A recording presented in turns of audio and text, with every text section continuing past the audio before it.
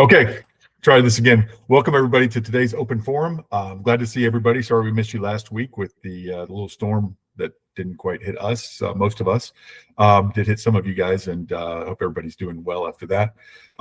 Today we're going to talk about addenda, the various addenda for the contract. I know a lot of you guys have your favorite addendum, and if you guys want to talk about your favorites, now's the time to do that. Hopefully I'll hit on whatever your favorite is, but let's hear some of your favorite addenda, your favorite addendum. Mandy, what's your favorite addendum? Way to put me on the spot, Ryan. I don't know. You guys, you saw the topic of this. You didn't get like your favorite addendum in mind? I didn't. I'm sorry. Okay. I was just kidding. I figured that none of you guys would. Let me do my screen share here, and we will talk about one of the ones that is very, like most topics that I cover on here, is because we had an issue with something. This particular agent had an issue with a 1031 buyer who bought a 1031. Those of you guys know don't know it's an exchange of like property for the purpose of investment. So they were selling an investment property of some type, and they bought a house here in the Central Florida area for investment purposes. They bought a house through one of our agents in a neighborhood that does not allow rental for the first 13 months. You guys are probably familiar with that rule that you've seen somewhere before, because people don't want investors buying in their neighborhood because they don't want a bunch of renters in there, and they figure at least this will, it's one thing if you live there for a while and you decide to move, but you want to rent out your old house, and it's another thing if you're just an investor putting somebody in a house. So that's what they did, and they bought in there, and now they have threatened our agent, and well, they haven't threatened specifically yet, but they've asked this agent to pay them money to make up for their loss of rental income that they were planning on having. Does the agent, I would like someone to answer this, does the agent have ultimate responsibility here? And none of us are lawyers, but what is your feeling on this? Some of us might be lawyers, I'm not. What is your feeling on this?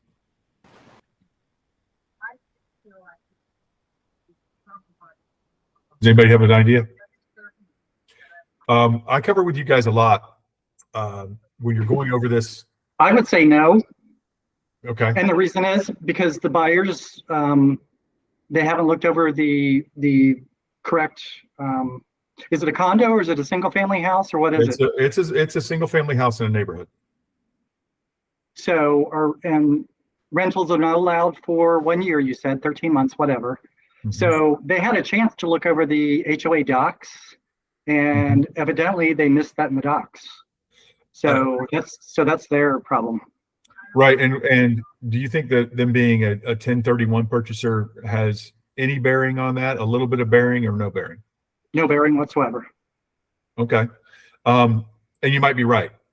But a 1031 investor is expected to be a sophisticated buyer to some degree also. So I think maybe if it gets down to something like that in a courtroom with a judge or something like that, I think a 1031 has that. Viviana Viv doesn't agree. Let's look down here. So I talk to you guys all the time about buying and selling. It is serious business. These are big, these are legal documents, guys. And sometimes we don't think that way because we just fill in a few blanks here and there, and the customer doesn't think that way. It's part of the reason they don't think they need you. A citizen, a normal citizen, believes that they need an attorney because an attorney draws up all this legalese with all these fancy words and all this stuff, right? A lot of times they don't believe they need you if you're not going above and beyond, because all you do is you fill in the blanks, things they told you, things that the lender told you. We need this much time. We want to pay this much, etc. Right? But these people are signing legal documents. This is just as binding as anything else. The only difference in our documents are FAR bar. And again, I always cover this. It's the Florida Association of Realtors and the Florida Bar that come up with these. So any monkey with a real estate license can fill these out, right? All we do is fill in the blanks. But these are serious legal documents. If they went and sat down with an attorney and they charge them for 3 hours worth of work and, $1,200 to write these up, they would know that they were serious documents. But these are serious documents. And what you'll see on here You guys have all seen these before. This is the homeowner association disclosure. That's all it is. These are your dues. Are there any special assessments? Is there, buyer approval necessary or whatever, right? But let's go down to this last one, last two. The statements contained in this disclosure form are only summary in nature, and as a prospective purchaser, you should refer to the covenants and the association governing documents before purchasing the property. So yes, Daryl, you're right. There is definitely a burden on the buyer to this. Now, should you help them? Obviously, if they need help getting the documents, or they need help with anything along the way, of course. If they need help kind of saying, what does this mean? I can't have my work truck out front. Does that mean I drive an F-150? Can I not have that out there? Or can I not have it if it has the name of the company on the side? Or can I not have, my delivery truck, my refrigerator van out there? They might need clarification from the HOA on that, and you can put them in touch with the management of the HOA, be it a regular neighbor in there or an actual company. So these are things that we should be helping, and we absolutely should in every way possible. But they signed legal documents that said that they read everything. You guys know that these people are grown. Once you're 18, you have I know it's against our nature now as a culture to think anyone has responsibility for anything. But once you turn 18, you guys know this because you're independent contractors. Nobody pays your bills if you don't pay them, right? You're an adult. You make decisions. You have responsibilities. Well, when you're buying a property or selling a property, I mean, I can't tell you how many of you guys call me and say, my sellers don't want to sell anymore. They're under contract. They don't want to sell anymore. Well, guess what? They're grown-ups when they signed that thing to sell it, just like they were when they signed the thing to buy it. They're grown-ups, right? They signed the paperwork. They've got to sell. It says in the contract that they have to sell. So they either have to, we've been all through that before. They either have to buy the person out, or they have to sell the property, specific performance, or pay all their expenses and whatever they can agree to. So, but this is important, guys. They are signing, and make your clients aware of this. If you want to give good service, make your clients aware that the things they are signing are very serious. I know you guys are scared to death to scare them. You don't want them to back out of anything or overwhelm them, but they are signing serious documents. You cannot be a weak salesperson or a weak agent in this regard. You've got to let them know for your own purposes, for their own good, for our brokerage's concern. You let them know they're signing something that's very, very serious. This is as serious as whatever dollar amount that they've agreed to, right? That's how serious it is. So this is $412,000 serious. That's how serious it is. Okay. So just so you know, that's the kind of thing. Now, I don't know where that's going. Nobody's threatened anything. This is a very recent thing. Nobody's threatened anything. I don't know where it's going. The agent might say, you know what, I'll give you back some of my commission or whatever, just because I'm sorry that we didn't go over this well enough. But do they have to? I don't think so. I am not going to tell them that they should, but they might. Just, they're not going to save this relationship. The people are mad. Okay, Daryl. And if you have the buyers, make sure they request a copy of the HOA or the COA docs. Super important. They request that. Write down all the dates. I won a great lawsuit for my sellers, actually, because the buyer's agent didn't request the condo docs back in the day. What was it? $50,000 lawsuit, and we won because the buyers of the penthouse that I was selling did not request the condo docs. Right, and you didn't think that the judge didn't say, oh, well, that's unfortunate. The seller should make you whole. They got the money. No, right? It's because the buyers were grown-ups and they signed a contract and they didn't do all of their discovery that they should have done. And yes, you're absolutely right. Of course, we should help them in any way possible. Say, look, this is the HOA person. It's even on the listing now. That wasn't like that not too long ago. Now it's on the listing. You didn't used to have to put all that stuff in there, the association owner name. It's on this form. This form is right here. That's all they had to do was contact whoever is on here, right? And this will fill automatically from the MLS if you guys do this through Transactor Desk or Form Simplicity, right? The information is right here. And if they can't get them, then by all means contact Daryl, your agent, not Daryl, but contact your agent and get the information from them and say, and if the agent needs to drive by there for them to do this because the people live in California or Minnesota or whatever, then absolutely, or another country, then absolutely do it, right? We're there to help. We're there to guide them, assist them in any way possible. But we are not, and we hold their hands. But we are not accountable if they don't do things right. Right? You're not accountable if they lose their deposit because the lender strung them along for the last second past the loan approval period. You're not responsible for that. You're not responsible for the rest of their life. You help them however you can. You give them great service, and you let them know that everything they're signing here is important. But what we tend to do, especially the longer we've been in the business, is or the shorter we've been in the business, we just send them these things. This is all things you got to sign. And they don't even read them now because of electronic signatures. They say insert it everywhere, and they don't even read or what they're initialing or anything.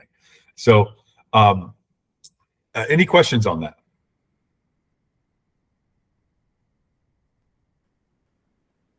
That's some serious stuff, guys. Make sure that you're doing that, and that goes for every form. Let's look at something that is very timely now. This did not get. Where is it? Conveyance. This did not. Oh, you guys aren't seeing the same thing. Hold on one second.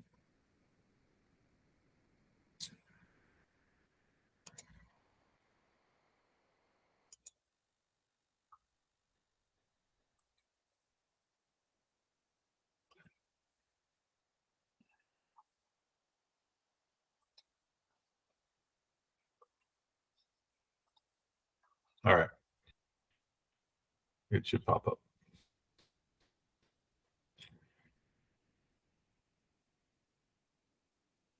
Are you guys seeing that? Everybody sees that? Is it too small?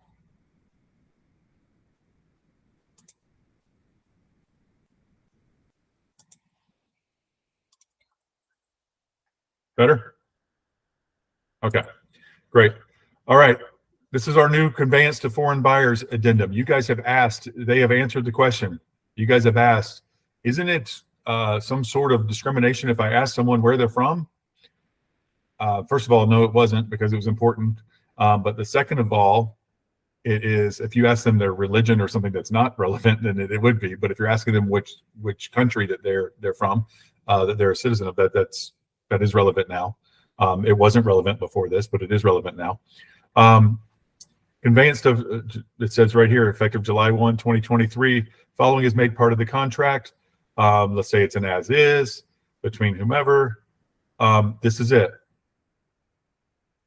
If you're from one of these countries, buying a certain property from one of these countries, it limits and regulates the sale. It is a crime to buy or knowingly sell property in violation of this act. You guys are all worried about what we were going to do and about this, and this is it. This covers you. You might want to send it with every contract. I don't care what the people look like. In fact, it's probably a good idea to send it with every contract, regardless of what people look like. Because you don't have to look like you're from a certain area to be from a certain area. So this is what you do. At time of purchase, buyer must provide, you're letting them know. So what is this going to do too? It's going to save time, guys. It's going to save you a ton of time. Buyer must provide a signed affidavit which complies with the requirements of the act. Buyer and seller advised to seek legal counsel regarding their respective obligations and liabilities under the act. Those of you who have buyers, use your buyer brokerage agreement and throw this in with it. And I don't care if you've known them, you went to elementary school with them and you've known them your whole life, you know their parents, you know their whole life. Just have everybody sign this. Okay? It's going to save you time. It's going to make you feel good that you're doing things the right way without any kind of liability. Okay?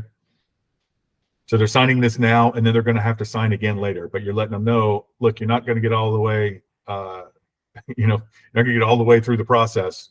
If they're going to catch you at the last minute, or do you want to be just back out of this now? What is that form called? That's conveyance. If you just type conveyance into the thing, conveyance to foreign buyers addendum. So it's about property conveying to foreign buyers. Okay. And it says which one. It's not all Venezuelans. It's at the Venezuela regime of Nicolas Maduro, etc. Okay. Is that in transaction desk or is it? It's in transaction desk. That's where I got it. Okay. And you guys have seen it, the as is. It has a warning on there now. The as is actually a page longer now because it has the warning on there as well. You guys have seen that. We covered that a couple weeks ago too. Any questions on that besides the few? All right. I'm going to have to do this every time, I guess.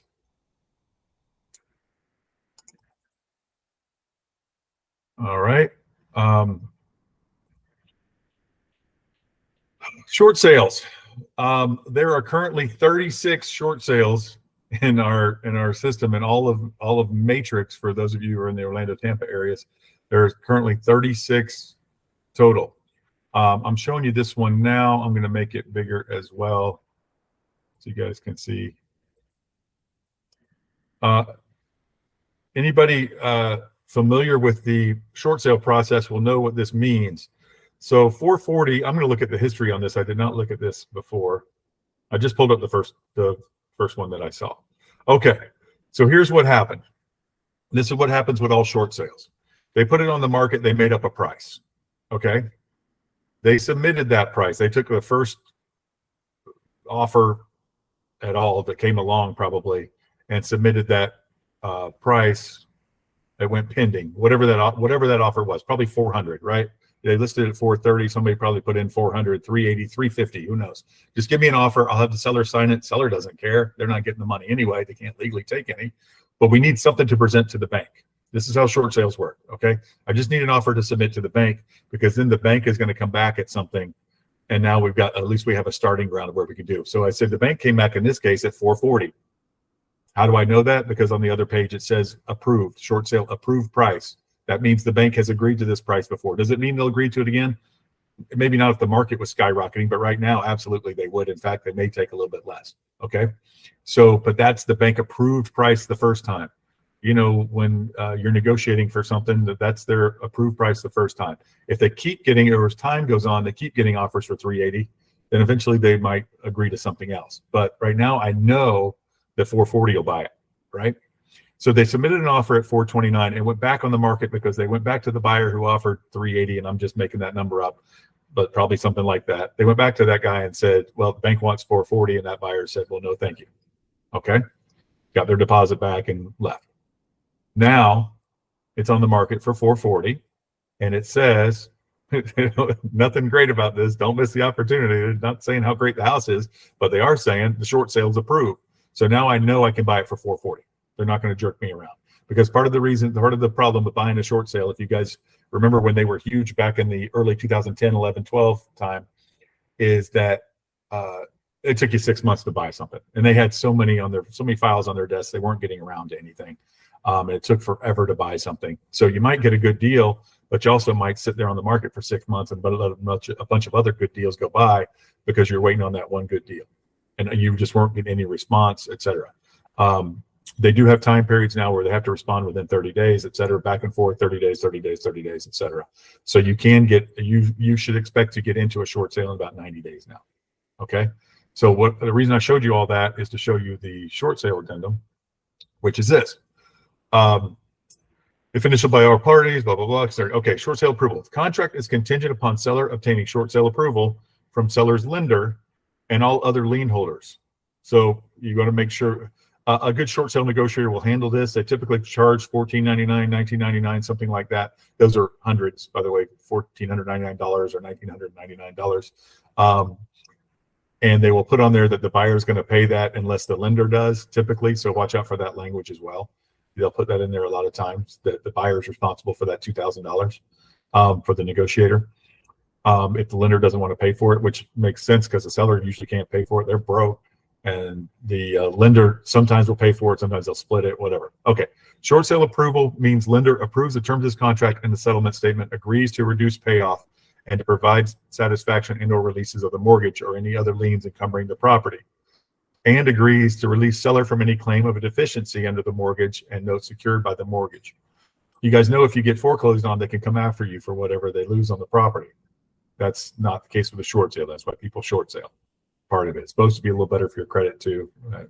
It is. Seller must deliver a copy of the short sale approval to buyer within 7 days after receipt, but no later than 45 days after the effective date. All right. So they can't keep the buyer going on for more than 45 days, or whatever they put here, whatever everybody agrees to. Okay. If lender makes an offer to seller does not include one or three above or contains additional terms. Okay. Seller's lender has set list price and approved this property for short sale. That you can say now because it is approved. Short sale application, buyer cooperation. Seller will make application for short sale lender within. They should have already done this before you put it on there. Seller should have already made application and got the bank to agree to a short sale before they put it on the market.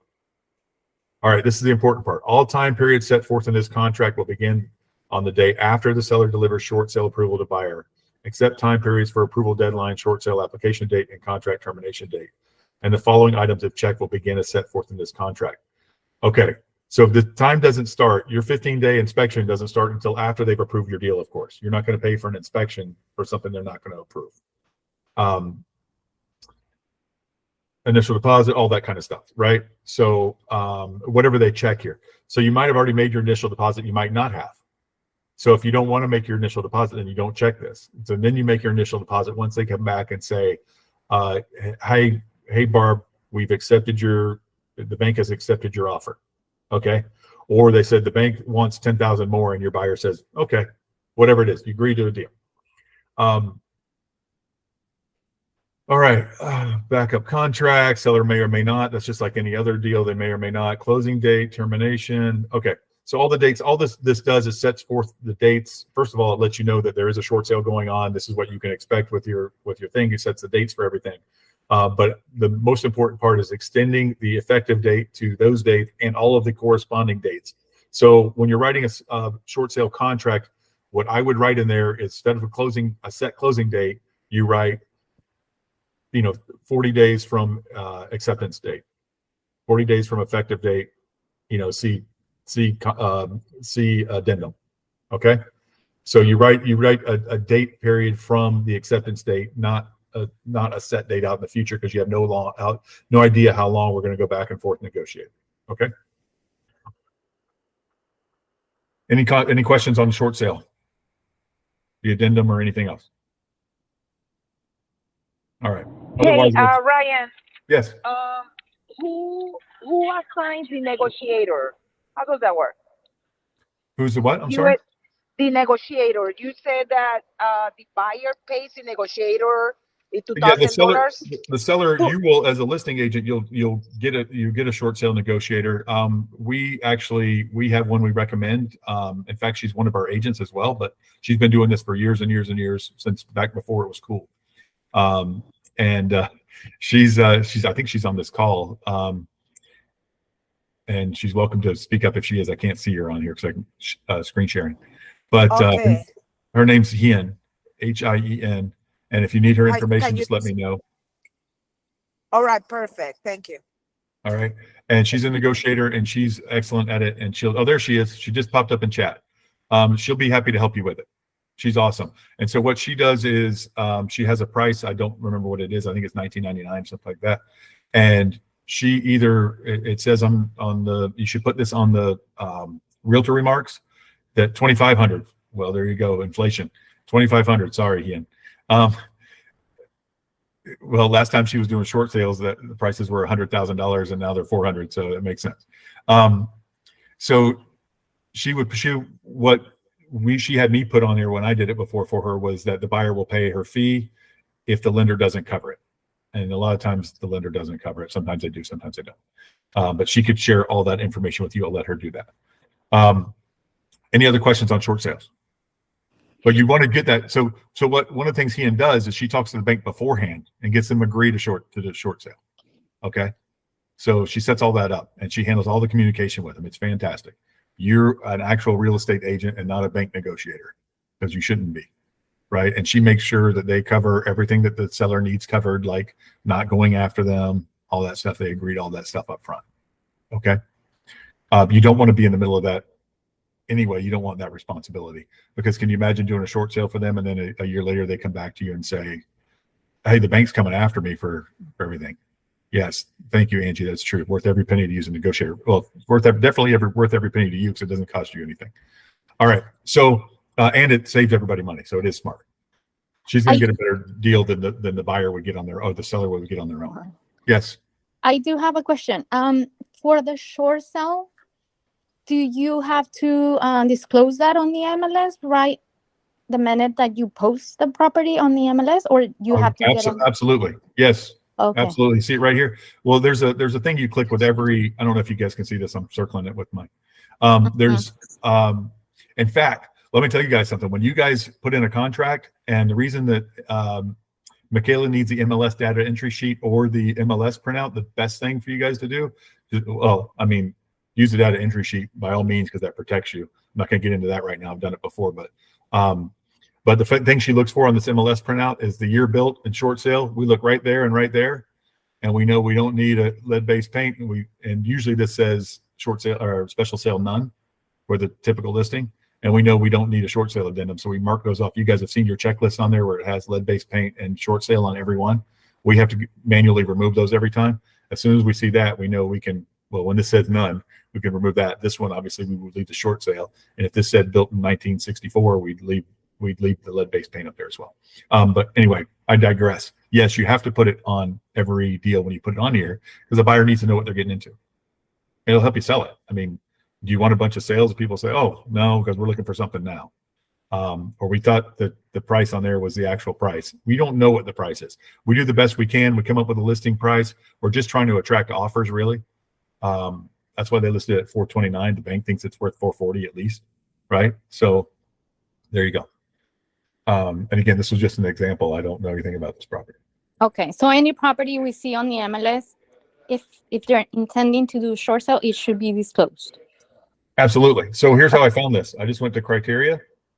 I went to search residential detail, and I just hit short sale, and 36 came up. Okay. Okay. Okay. So that's the whole matrix area, the whole Central Florida matrix area. I know some of you aren't in that area, but that's just what I'm showing.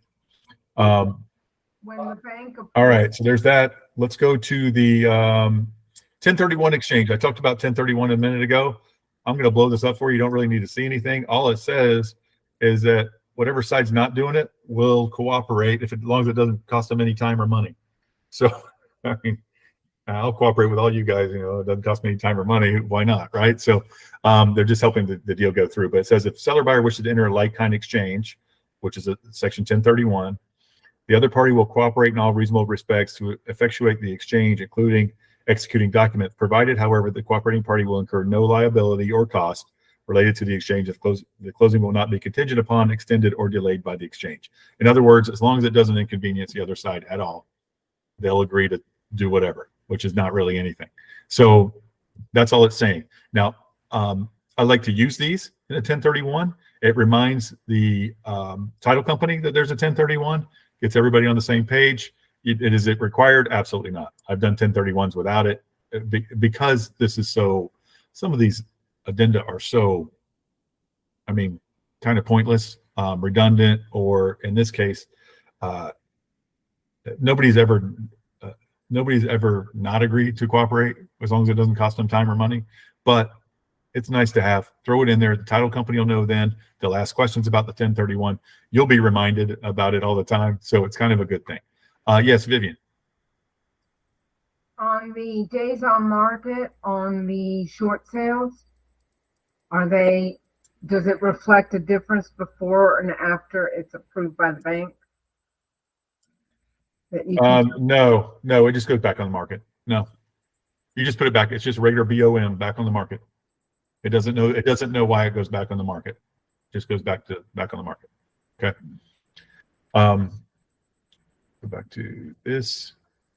All right. Backup contract, a kick-out clause. These are so rare, and they should be rare because they're overly complicated. But I would love it if they were even more rare than they are, just because it overly complicates things. Backup contract, you guys know how this works. Seller delivers notice, buyer can back out. If they don't deliver notice by this date, buyer can back out, and they can back out. If you click this one, they can back out before that date anytime because they found another house, because they did whatever. But yes, Angie. Don't you think we should use those though if we have a second offer and we don't want to have to put it back on the MLS? Doesn't that allow us to accept? Yeah, it does. the second offer? Yeah, it does. It does. Okay. No, yeah. They're people get. You don't get here. Some of you guys think I'm a little dramatic sometimes, but you don't get to hear the questions and stuff I get, the problems that I see, and it's because people don't. A lot of you either know what you're doing with this or you don't. And so just be careful with it. You know, what a lot of you let the sellers drive you. A lot of sellers are drivers. That's their personality. You know, some are and some aren't. They're sellers of all kinds, but particularly investors and stuff like that are typically drivers. And they tell you, I want backups and I want this and I want that. And then this is how I want it done. And you guys are always asking me, how can I leave it on the market and take backups and stuff like that? And it used to be a lot easier when there was active with contract. That was a lot easier to do then. But because people don't really search for that thing where it says you're pending, but it's still taking backups, you know, like they used to just be able to search active with contract. That's back in the short sale glory days, you know, back in that time, a lot of active with contract. But backup contract, that's what happens when it gets to be a serious buyer's market. And so when we get back into that, this might be a little more so. But you've got to let them know by this date if the other contract kicked, and then they either get their money back if they don't go forward. It becomes effective that date. Was it the following day, contract day? This will be removed, backup contract will move into first position. The effective date of this backup contract will be date seller delivers written notice of termination of the prior executed contract. So the seller will let you know, the listing agent typically will let you know that the other deal fell out and that you're in first place. So get your deposit in, etc. Call your inspector, right? So that's what this means. Buyer gets their money back if within by delivering written notice to seller within 3 days after the date above. And if you click this, they can get out anytime before, which you should for your buyer. You don't want them having to sit in another contract and have to cancel another contract and not have their deposit back yet, right? So you'll do that. Now, when it kicks in, yes, all of the same terms that you agreed to before the inspection period, etc., go into effect. You still have the 15 days or 5 days or whatever you negotiated for inspection. You still, as long as you used an as is, you can still kick out for any reason during that time. But it's just a pain. So cancel beforehand if you find another property. Any questions on that? FERPTA addendum. I don't like to really cover this too much either. It kind of overcomplicates things as well. But if you're sending this in, if you again, now we're guessing if someone's a foreign person. You either send it in with every deal or you don't. You're guessing what someone's a foreign person. If something's over $300,000, which most things are nowadays, and they're a foreign citizen, and your person is not going to live in the home, then you need to be maybe just throw these in with your contract. Okay, so maybe anytime it's over 300,000 and they're not going to live in it, you throw this in. Okay, it is the seller's responsibility. It's the title company's responsibility to collect this. Okay, but we do our best to help. Don't get overly involved, but do your best to help. If you know something, say something. See something, say something. But if you know that they're not a U.S. citizen, yes, they might have an ITIN, which is an International Taxpayer Identification Number, or whatever. That does not mean that if they're not a U.S. citizen, they do this. You guys know the purpose of FERPTA. If I don't pay my taxes, they can throw me in jail, freeze my assets. If a citizen of Turkey doesn't pay their taxes, they can't do anything to them, right? They're in Turkey. So that's why they would rather, just like you all have friends like this, you'd rather be holding their money than them holding yours. So if they're not sure they're going to get it, they'd rather hold it, and they'll give you the change. I'll hold that 100 and give you the change. So that's how the IRS works. They don't let money go. So it used to be 10% until 2017 or something like that. Now it's 15%. Okay. All right. The title company withholds it at closing. If they get the right form from a U.S. accountant, form 8828, I believe it is. What is it? 8288. Sorry, 8288. Then they can release it based on an affidavit saying this from an accountant saying this is how much they will owe in taxes. It's pretty much filing early. The seller will get their money, the remainder of whatever is left of their money within 10 weeks usually. Okay. Otherwise, they wait until next April when they file their taxes and they get their change then. So that's that. It doesn't make a difference on how much they owe. It's just like when you file your taxes, that's pretty much an affidavit saying this is what I owe you. So it's considered to be truth until they audit you. Lease option, lease purchase. I get asked about these a lot. Guys, we don't write these. You let an attorney write these or anything that they agree to on their own. You wash your hands of the actual agreement with the money, the note, and the mortgage. You do not want to write notes and mortgages, obviously. This is simply saying this is just like the post-closing occupancy. It simply says they're going to come to an agreement. We're letting them know that this is part of our deal when we're buying this, is that we can come to an agreement on a lease purchase. We're not paying you all cash at closing. We've agreed, we've hopefully talked about it on the phone or something, or in writing, that we're going to do this as a lease option. Your sellers agreed to do it. You probably listed it that way on the MLS.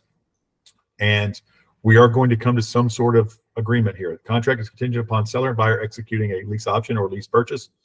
Mutually agreeable terms within how many ever days? 3. If left blank, that means we're going to get right on it. Attorney's fees for preparation of the lease option or lease purchase agreement will be paid by one or the other or split equally. If the lease option or lease agreement is not executed within the time specified, the contract will terminate. Buyer's deposit will be refunded. That's all you're saying. Okay. If you think you need a week to figure this out because it's, you're coming on a weekend and blah, blah, blah, then put 7 days or 5 days. Typically I wouldn't want you to leave stuff like this blank anyway. All right. Any questions on that? I get asked about this one a lot. Escalation. How do we do this? Well, they have a form for it, right? Escalation addendum. Have you guys used this? You guys have used this one? Okay, good. Getting a few nods. All right. Buyer to complete this section. This is very simple escalation. If you guys, I can go through it here. Buyer agrees purchase price shall be increased by, let's say they're buying the property. They've submitted a contract for $400,000, but they're willing to go up to $425,000, and they'll go up in increments of $5,000. They're willing to go up that with a bona fide offer from another buyer that beats their offer with similar terms, et cetera, right? And that's up to them that's up to you guys to negotiate that, right? If you've got a cash offer, it doesn't really matter. It's up to the seller to say, well, this one's more. Escalation is only about price. So if this is more, I don't care if it's financed or not. If someone else offers 410, well, you're going up to 415. If we do this 5,000 escalation amount up to 425, okay. And it says here, buyer offer to be max. Okay. If the increased purchase price exceeds the maximum purchase price, the buyer's offer shall be maximum purchase price, and escalation amount will reduce accordingly. So if somebody comes in with a 422 offer, you're going to be paying 425. It's not going to go up 5,000. It's going to stop at the maximum purchase price. Okay. Doesn't automatically go up 5,000. Once you get close to that, even if somebody says 424.9, you're only going to go up to 425 because that's what you put in. Okay. Check one at closing, shall pay cash, or you're going to seek financing. But if you do that, and this is what I've seen this before with you guys, your pre-approval needs to have the 425 on it. Okay. It even says it right here. Obviously there was issues because they bolded it and underlined it for your attention that it needs to be on there. This is for the seller to complete this section. This is afterwards. Seller agrees to revise purchase price. So let's say we had to go up to 415 to buy the same because somebody offered 410. So this is the price that we've agreed to. Seller shall provide a copy of the competing offer with competing offers identification redacted at or prior to the time seller accepts or counters buyer's offer in writing. Obviously, you guys as the buyer's agent, you're going to want to see that. Parties acknowledge and understand that use of escalation is voluntary, reveals buyer's highest and best offer, allows seller to share buyer's offer with potential competing buyers, meaning they can use yours also.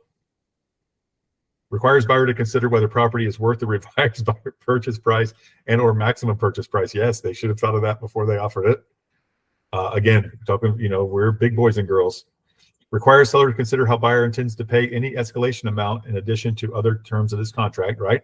How are they going to pay it? Your pre-approval says 400 and you're offering me 425. How are you going to pay it? I don't want to waste my time. I got a hot property.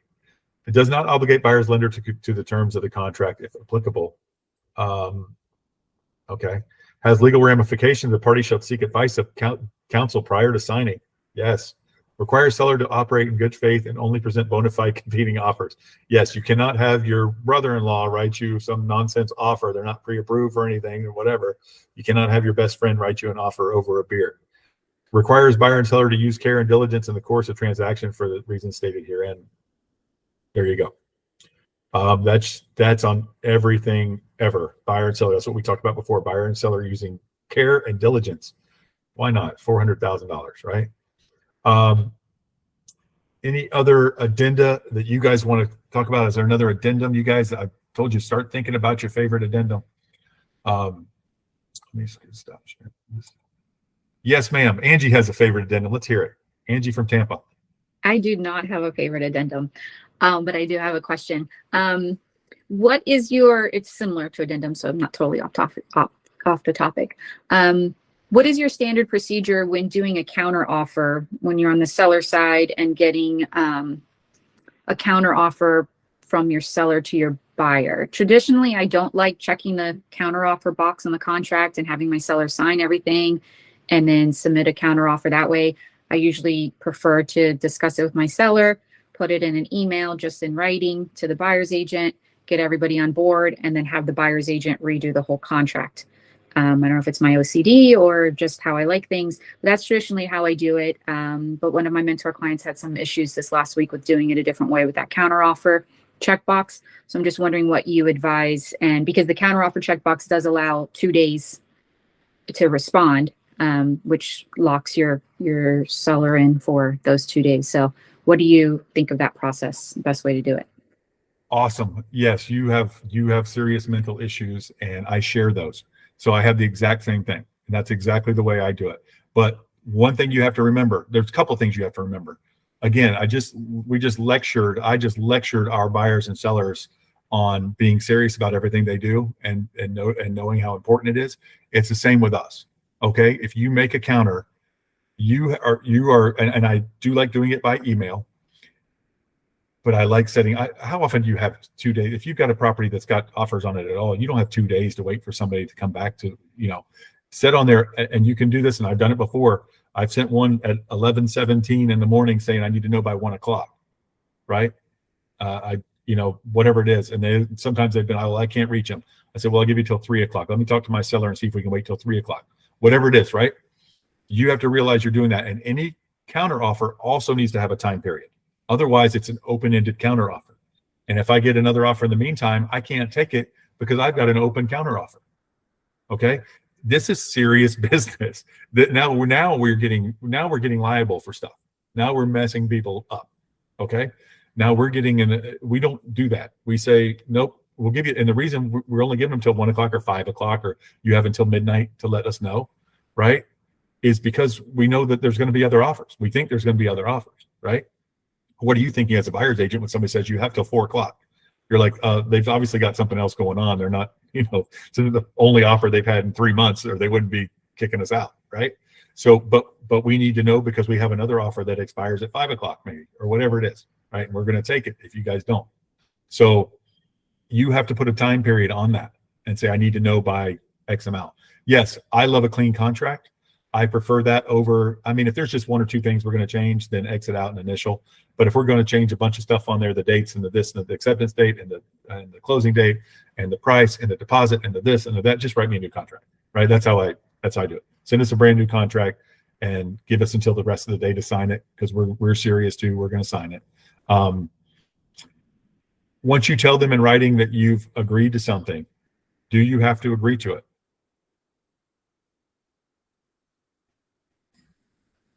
Oh, nobody knows, right? It kind of depends. It depends on how much you've agreed to, all the terms and everything else. But yeah, don't do that. Just say, send us that. That's what the seller has told me. Send us that contract, and I'll get them to sign it. You're not responsible for getting them to sign it. Just like I've been writing it as seller would consider these counteroffer terms. Yeah. Rather than saying seller agrees to this counteroffer, I've been writing it seller would consider these counteroffer terms. Yeah, and you don't know if the seller's going to change their mind. Yeah, or if another offer comes along in the meantime, that's better, and they don't want to be locked in yours. Also, one more thing: the 2 days that is on that counter offer, is it 2 calendar days, like how offer acceptance can end on a Sunday or holiday? Yeah, absolutely, it's 2 calendar days. Yeah, absolutely. Okay. Yeah, So, not business days. No. Yeah. But I don't like it. Period, because I don't ever want to give anybody that much time to come back with something. Why would you? if we're at all close, if we're close enough to counter, then they're close enough to give me an answer in an hour, So, or, assuming they're awake. Any other questions on that's a great question. And that's exactly how I do it. Do everything in writing, back and forth, but you have to. If you're making a counter at all, I don't care if you're saying, they don't want 425, but they'll take 430. Let me know by X amount of time. Yes, we need to know by this time. And then they come back an hour after that, and that counter is off the table because I told you we need to know. Okay. There doesn't need to be legalese, nothing else. Just we need to know by. Any other questions? Awesome. I had someone ask me, let me see if I can find that email. I'm not sharing with you guys now, I hope.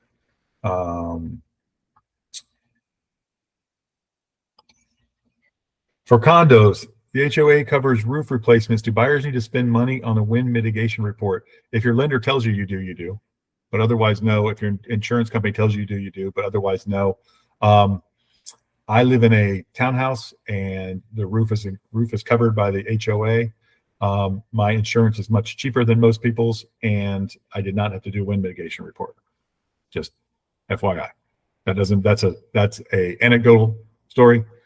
Does not mean that's the way it is. Just that's my lender. That's the way they did it. My insurance company. That's the way they did it. It was ridiculously inexpensive, and now it is ridiculously expensive. But that's the way it goes. Not as ridiculously expensive as a lot of yours. So I won't complain about that. Another one. If you have time, can you go over the year-end financial docs in the condo rider and explain what are year-end financial docs for and what to look for in them? You do not look in them.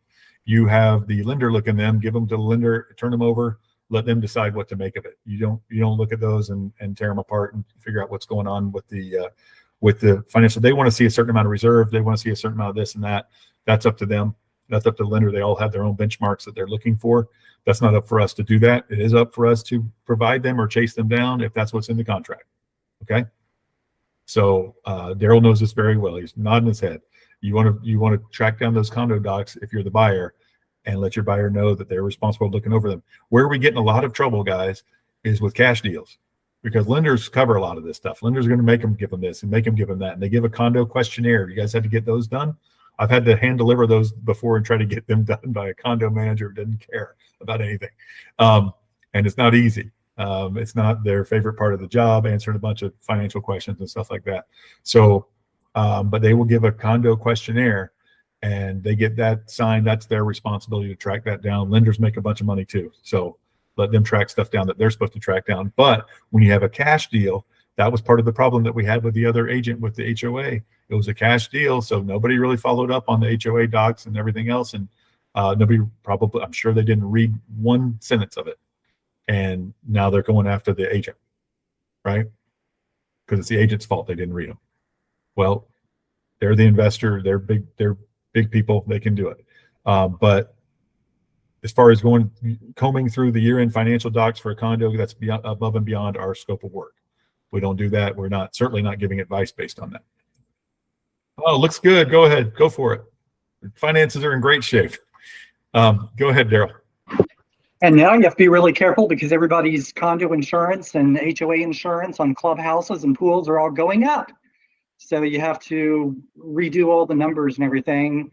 Sometimes if they're on for more than 30 days, they're going up. We just got notice ours hasn't gone up for like years. And because the clubhouse and the pool and all the amenities here, the insurance is going up $27,000 this year. Well, that $27,000 is now going to be divided by what? 380 houses. So we're looking like that's at least a $70 a month fee going up. So you have to keep track of that now with these insurance rates. Yeah, they're booming like everything else. But worse, more than everything else. Any other questions or comments before we go? I have an off-topic question. Well, kind of, sort of. So, as long as it's real estate related. For you, Angie, you've got to answer this. When are you guys doing open houses as soon as you've listed the property? Once you've listed the property, how soon are you guys doing your open houses? Angie. That same day. No, I'm just kidding. Well, it depends on when you list it. So I prefer to list a property on Thursday and then do an open house on Saturday or Sunday of that same weekend. But then there's also been some talk amongst other groups that I'm in that it's been working really good to, since we can't market an open house until it's listed, to wait the following week, which then gives it a boost up in your marketing, like as far as Zillow goes. So as soon as a property goes on the market, it's everywhere on all the new sites, new listing, new listing, new listing, new listing. And then the open house goes on there and it's not getting as much exposure because it just got exposure as a new listing. So if you did wait till the next week and put the open house on the market, like say you list on Thursday and you post the open house on the MLS on a Tuesday for that following weekend, then you would get another kind of boost to your listing as far as promotions going, and Zillow sending it out, realtor.com sending it out as an open house for that weekend, because they're not going to send out your listing twice to the same clients, that it's a new listing and it's an open house. So it might get kind of lost in the shuffle. So I've traditionally done it that way, where Thursday it goes live and then Saturday or Sunday I do my open house, but that's not always the best way. Because you usually get plenty of showings that first weekend anyways, right? So doing it for the following week is what I've been working on recently. And I've seen some more exposure that way, to where it gets kind of pushed out a little bit more. And it gives you more time to promote it too, right? More time to maybe run a social media ad and get, generate more interest in it and, market it a little bit better. And even if it goes under contract, you could still do it, getting it there on the market if it's accepting backup offers. Does that make sense? Yes. So my listing is unfortunately going on live on Saturday because the staging of photography can't be done until tomorrow. Won't get photos back until Friday. Video probably won't get back on Saturday. So we're going live on Saturday. I was wondering if I should do open house this weekend or wait until the middle of the week next Are week. you putting it on like Saturday at midnight? You set yourself an alarm. You're going to wake up in the middle of the night and make it active? Friday at midnight? Yes. Yeah. So Saturday. Okay. Yeah, I would or wait or do both. You could do it either way, because as far as what I'm talking about, the extra marketing, the extra promotion that's going on in Zillow and realtor.com, is it empty? Is it vacant? He's not going to be living in the house. Yeah. No. So if it's easy to do an open house, then I would do both, or ask another agent to do both, to do the second one or whichever one you want, so that you can get that push of it next week as well. But yeah, I mean, it could be that same Saturday that you go active. It's just not going to get that extra boost of promotion, but it'll still get, all the showings in. Or if my house was occupied and they wanted all the showings to be at the same time, I might do it the first weekend too, to just make it easier on the seller than having, showings throughout a day in a 3 or 4 hour period. But yeah, I usually recommend getting it on Thursday, waiting till Tuesday to post the open house, and then doing the open house on Saturday. Yeah. It's been working the best lately. Okay, cool. Thanks, girl. Do it every day. Okay, sounds good. Okay. Any other questions before we go? Real estate related topics? Any at all? All right, guys. Well, I appreciate you guys all coming. Hopefully we did something. Wait, Kevin's got something. Any agents in Tampa who would like to do an open house this weekend? Are there any agents in Tampa who would like to do an open house this weekend? Ryan, I was going to tell you, Daniel Vega, who's with our brokerage, he's in Tampa here, and I just asked him to do an open house for me this weekend. And he called me and he told me that his wife just passed away from cancer today. Oh my gosh, I'm sorry. Yeah. I will reach out to him. Thank you. Yeah, just wanted to let you know. So he's a really good guy, and it's really hard on him. I'm sure he's having to deal with a bunch of stuff. So usually Daniel Vega is open for open houses, Kevin, if you want. He's in Tampa with me. But I have some few other agents I can ask too for you. Yeah, will you find out, please? Kevin, put that on the agents page on Facebook. Yes, Daryl. Was that the Daniel Vega who used to work at Remax Town Center? I don't know. That's probably He's in these- I would think it's the same name. He was an excellent big time agent. No, that's not him. I don't think he ever lived in Orlando. He lives over here in Tampa, and he's lived in Okay. He's older. He did real estate years ago, and then Okay. he got back into it recently. It scared me. Okay, cool. He No. comes on these a lot. Yeah, he's been on these a lot. Wow. My regards. Yeah, thanks. I'll let him know. Everyone sends their regards. Any other questions or comments before we go? All right, guys. Well, thank you very much for coming. Hopefully we all learned something today. I learned a lot about you guys, and I hope that you learned something too. I will see you guys next week. Keep up the good work. We're plugging along. Everybody's struggling out there, but we're plugging along. You guys are doing great. I'm proud of you all. You are pushing through, and I love it. So keep up the good work. I'm hearing horror stories from all the other brokerages, so I'm very proud of you guys. Keep up the good work. We'll see you next time. Bye, everybody.